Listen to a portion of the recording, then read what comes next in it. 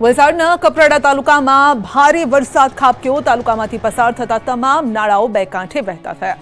કપરાડાના જીરવલ અને બોરલા ગામ વચ્ચેનો કોઝવે પુલ પાણીમાં ગરકાવ થયો। કોલક નદી પર બનાવેલ કોઝવે પર ફરી વળ્યા પાણી। તો કપરાડા તાલુકામાં ભારે વરસાદ ધસમસતા પાણીમાં કોઝવે ગરકાવ થઈ ગયો છે, જે અત્યારે શોધે જળતો નથી। કપરાડા તાલુકામાં વરસાદ છે, સાથે ઉપરવાસમાં પણ જે વરસાદ વરસ્યો છે, જેને લઈને પાણીની આવક સતત વધી રહી છે।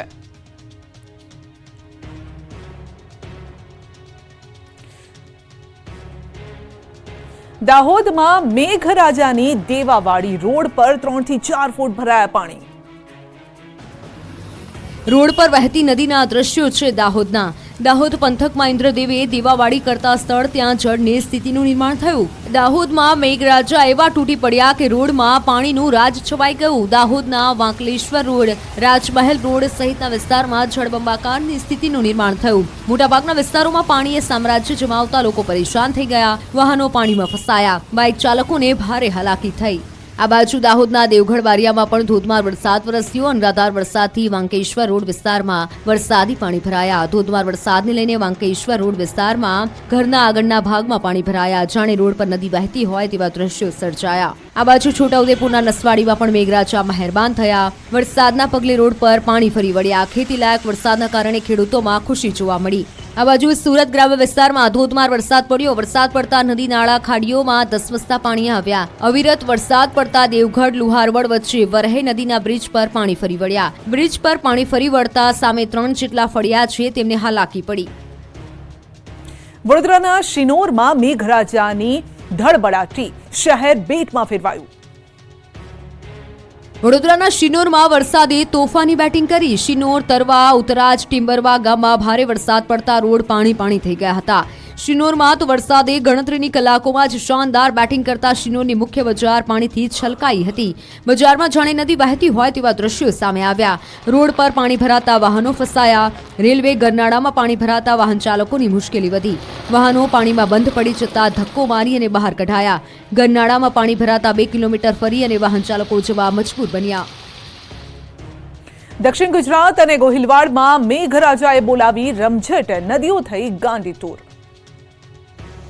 બે કાંઠે વહેતી નદી નાળાની આ તસવીર છે વલસાડની। વલસાડ પંથકમાં ભારે વરસાદ પડતા કપરાડા તાલુકાની નદીઓ ગાંડીતુર બની। તાલુકામાંથી પસાર થતા તમામ ગરનાળાઓ બે કાંઠે વહેતા થયા। કપરાડાના જીરવલ અને બુરલા ગામ વચ્ચેનો કોઝવે પુલ પાણીમાં ગરકાવ થયો। કોલક નદી પર બનાવેલા કોઝવે પર પણ પાણી ફરી વળ્યા। કલાકો સુધી બંને તરફના ગામનો સંપર્ક ખોરવાયો।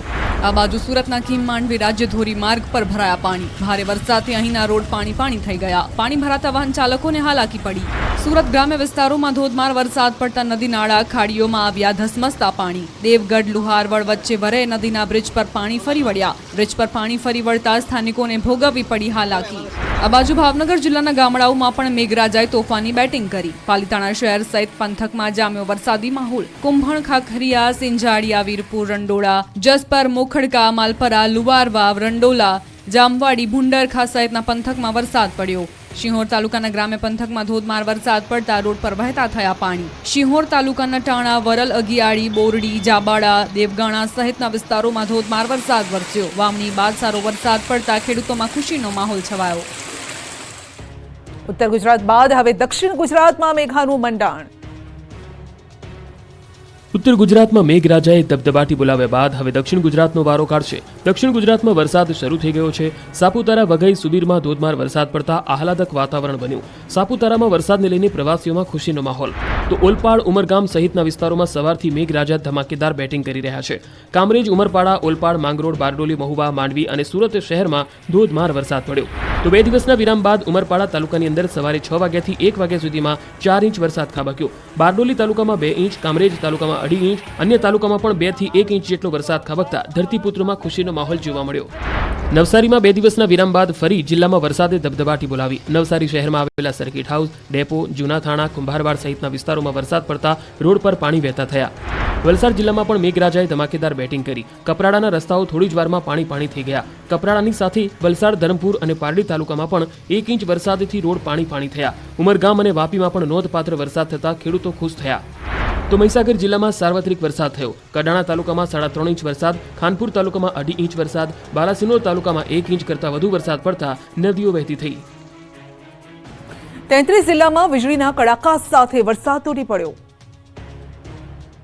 ગુજરાતમાં શુક્રવારથી વરસાદે થોડો વિરામ લીધો છે. સૌરાષ્ટ્ર ઉત્તર ગુજરાતમાં સપાટો બોલાવ્યા બાદ મેઘરાજાએ વિરામ લેતા ખેડૂતોએ રાહતનો શ્વાસ લીધો. જો કે હવામાન વિભાગનું માનીએ તો આગામી 7 દિવસ સુધી વીજળીના કડાકા ભડાકા સાથે વરસાદ તૂટી પડશે. સૌરાષ્ટ્ર, દક્ષિણ ગુજરાત અને ઉત્તર ગુજરાતમાં મેઘો તોફાની બેટિંગ કરશે. હવામાન વિભાગે આગાહી કરી છે કે સૌરાષ્ટ્ર, દક્ષિણ ગુજરાતમાં ભારે વરસાદ પડશે. બનાસકાંઠા, સાબરકાંઠા, તાપી, સુરત, વલસાડમાં ઓરેન્જ એલર્ટ આપવામાં આવ્યું છે. અમદાવાદ, પાટણ, મહેસાણા, વડોદરા, આણંદમાં તોફાની વરસાદ ખાબકશે. રથયાત્રા અંગે આગાહી કરતા હવામાન નિષ્ણાંતે જણાવ્યું કે રથયાત્રાના દિવસે પવનનું જોર રહેશે. કેટલાક ભાગોમાં વરસાદ તો શહેરમાં વરસાદી છાંટા આવી શકે છે. અષાઢી પાંચમે વીજળી થતા ખેડૂતો માટે સારા સંકેતો રહી શકે છે. તો અમદાવાદ, ગાંધીનગરમાં હળવાથી ભારે વરસાદી ઝાપટા પડશે. તારીખ 6 અને 7મી જુલાઈના રોજ હવાના હળવા દબાણના કારણે 7 થી 14 જુલાઈ સુધી ગુજરાતમાં વરસાદ થશે. કેટલાક ભાગોમાં ભારે વરસાદ પણ જોવા મળશે. રીલ્સના ચક્કરમાં દમણમાં યુવતીએ મોતને આપ્યું આમંત્રણ. રીલ્સના ચક્કરમાં દમણના દરિયામાં કઈ રીતે લોકો પોતાનો જીવ જોખમમાં નાખી રહ્યા છે તે જુઓ. પ્રચંડ મોજા ઉછળી રહ્યા છે અને જેમાં યુવતી જીવને જોખમમાં નાખતા પણ અચકાતી નથી. દમણના દરિયા કિનારે દરિયામાં ઉછળતા પ્રચંડ મોજાઓની સામે રીલ બનાવવાની ગેલછામાં એક યુવતીએ તમામ હદો પાર કરી નાખી. દરિયા કિનારે મહાકાય રાક્ષસી મોજા ઉછળી રહ્યા છે. દરિયા કિનારા પર પણ ઊભા રહેવું એ જીવને મોતને આમંત્રણ આપવા બરાબર માહોલ છે. જો કે આવા ખતરનાક માહોલમાં પણ આ યુવતી દરિયા કિનારે રીલ બનાવવાની ગેલછામાં જાણે મોત સાથે મસ્તી કરી રહી હોય તેવા દ્રશ્યો કેમેરામાં કેદ થયા. એક યુવતી દરિયાના પ્રચંડ મોજાઓની સામે રીલ ઉતારવામાં મશગુલ હતી. ત્યારે જ એક પ્રચંડ મોજું તોફાની બનીને આવે છે અને ત્યારે જ યુવતીને મોત દેખાતા તે ભાગે છે. હિંમતનગરમાં યુવાને ચાલુ બાઇકે જમ્પ માર્યો. જુઓ સ્ટન્ટનો વિડીયો. સસ્તી પ્રસિદ્ધિ માટે યુવાનો પોતાની મોંઘી જિંદગીને પણ જોખમમાં નાખતા ખચકાતા નથી. તેનો આ બોલતો પુરાવો છે. બાઇક પર મોતને સાથે લઈને ફરતા યુવાનના આ દ્રશ્યો છે હિંમતનગરના. અહીં સ્ટંટબાજ બાઇક ચાલકને એવું સુરાતન ચડ્યું કે રોડ પર પૂરપાટ સર્પાકાર બાઇક ચલાવ્યું. બાઇક ચલાવતા ચલાવતા જોશમાં હોશ ખોઈ બેઠેલા યુવાને લોકપ્રિય થવા ચાલુ બાઇકે જમ્પ મારવાનું શરૂ કરી દીધું. જિલ્લા પંચાયત બાયપાસ રોડ પર આ રીતે યુવાન બાઇક પર જમ્પ મારવા લાગતા રોડ પર અન્ય વાહન ચાલકો પણ ડરી ગયા. યુવાનનું તો જે થવું હોય તે થાય, પણ પોતાને કંઈ ન થાય તેને લઈને વાહન ચાલકો ચિંતિત બન્યા. પણ નંબર વગરના પલ્સર મોટરસાયકલ પર જતા યુવાનને પણ બસ જાણે કે વાયરલ થવું હતું, એટલે મોતની પણ ચિંતા કર્યા વગર બાઇક પર જોખમી સ્ટન્ટ કરતો રહ્યો. ધૂમ સ્ટાઇલમાં મોટરસાયકલ ચલાવી પોલીસને પડકાર ફેંક્યો.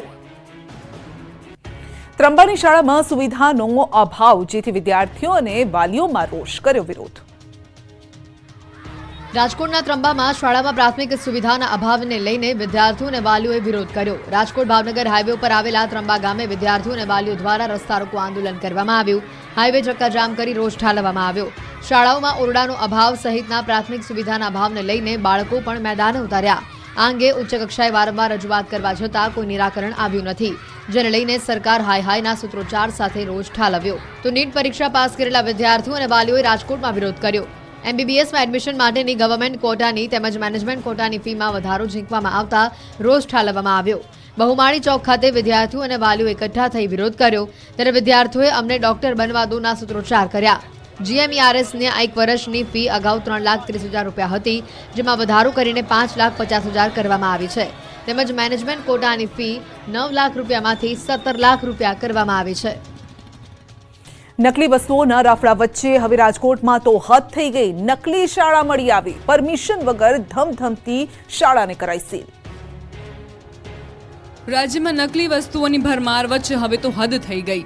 નકલી PMO અધિકારી, નકલી CMO અધિકારી, નકલી ગૃહમંત્રીનો PA, નકલી કચેરી બાદ હવે નકલી શાળા પણ ઝડપાઈ છે. રાજકોટના માલિયાસણના પીપળિયામાંથી નકલી શાળા પકડાઈ. માલિયાસણ ખાતે કોઈ પણ પ્રકારની માન્યતા વગર શાળા ધમધમી રહી હતી, એ પણ દુકાનમાં. અહીં ધોરણ 1 થી 10 સુધીના વિદ્યાર્થીઓને શિક્ષણ આપવામાં આવતું હતું. નકલી શાળામાં કુલ 33 વિદ્યાર્થીઓ અસલી શિક્ષણ મેળવતા હતા. કોઈને શંકા ન જાય તે માટે ભેજાબાજોએ રોડથી અંદર શાળા બનાવી હતી. આ અંગે તંત્રને જાણ થતાં તેમના પગ તળેથી જમીન ખસી ગઈ હતી. કુવાડવા પોલીસને સાથે રાખીને જિલ્લા શિક્ષણ વિભાગે ફરિયાદના આધારે દરોડા પાડ્યા હતા. તુરંત ગામમાં પહોંચ્યા હતા. પીપળિયા ગામે ગેરકાયદેસર ગૌરી નામથી ચાલતી શાળાને સીલ કરી તેમજ તમામ વિદ્યાર્થીઓને સરકારી શાળામાં ટ્રાન્સફર કરાશે. સમગ્ર મામલે પોલીસને જાણ કરવામાં આવી છે. આશ્ચર્યની વાત તો એ છે કે કોઈ પણ પ્રકારની મંજૂરી વગર આ પ્રકારની પ્રી પ્રાઇમરી સ્કૂલો ખુલી કઈ રીતે શકે? કોણ છે ગુજરાતના ભાવિના દુશ્મનો?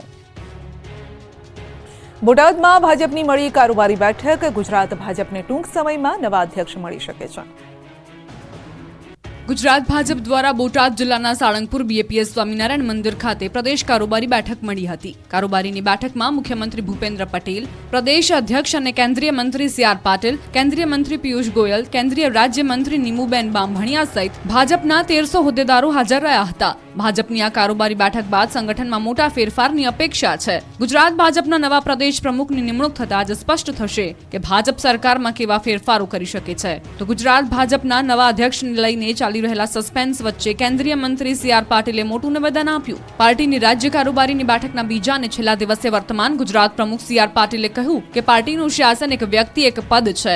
આવી સ્થિતિમાં મેં કેન્દ્રીય નેતૃત્વને રાજ્યની જવાબદારીમાંથી મુક્ત કરવા જણાવ્યું છે. પાટીલે તેમના સંબોધનમાં કહ્યું કે હું સંગઠનમાં તમામ લોકોને વિનંતી કરું છું કે મને પ્રદેશ પ્રમુખની જવાબદારીમાંથી મુક્ત કરે. પાટીલે કહ્યું કે જે નેતા બધાને સાથે રાખીને ચાલે તેવા કોઈ વ્યક્તિને પ્રદેશ અધ્યક્ષ બનાવવો જોઈએ. રાજકોટ બેડીયાર્ડમાં જયેશ રાદડિયા જૂથનો દબદબો યથાવત. જયેશ બોખરા ફરી બન્યા રાજકોટ માર્કેટિંગ યાર્ડના ચેરમેન. રાજકોટના બેડીયાર્ડમાં જયેશ રાદડિયા જૂથનો દબદબો યથાવત રહ્યો છે. રાજકોટ બેડી માર્કેટિંગ યાર્ડના ચેરમેન અને વાઇસ ચેરમેનની ચૂંટણીમાં ભાજપ સામે ભાજપના જ ઉમેદવારો મેદાનમાં આવતા બળવાની શક્યતા વચ્ચે ફરી એક વખત રાદડિયા જૂથનો દબદબો યથાવત રહ્યો છે. ચેરમેન પદ પર જયેશ બોગરાને રિપીટ કરવામાં આવ્યા, જ્યારે વાઇસ ચેરમેન પદ પર વિજય કોરાટની નિમણૂક કરવામાં આવી. રાજકોટ માર્કેટિંગ યાર્ડના ચેરમેન અને વાઇસ ચેરમેનની પ્રથમ 2.5 વર્ષની મુદત પૂરી થતાં ચૂંટણી કરવામાં આવી હતી. આ ચૂંટણીની જાહેરાત થતાની સાથે જ ભાજપના જ 2 પૂર્વ મંત્રીના જૂથ દ્વારા લોમ્બિંગ શરૂ કરવામાં આવ્યું છે. ચેરમેન પદ માટે વર્તમાન પ્રમુખ જયેશ બોગરાને રિપીટ કરાવવા રાદડિયા જૂથે લોમ્બિંગ કર્યું હતું. ત્યારે અરવિંદ રૈયાણી જૂથ દ્વારા ચેરમેન તરીકે સહકારી આગેવાન પરસોત્તમ સાવલિયાને મેદાનમાં ઉતારવામાં આવ્યા. તેમાં પહેલેથી જ જયેશ બોગરાનું પલડું ભારે માનવામાં આવતું હતું અને એ મુજબ જ આજે પ્રદેશ ભાજપના મેન્ડેટ મુજબ ચેરમેન પદ ઉપર જયેશ બોગરાને રિપીટ કરવામાં આવ્યા, જ્યારે વાઇસ ચેરમેન પદ પર સર્વાનુમતે વિજય કોરાટની નિમણૂક કરવામાં આવી.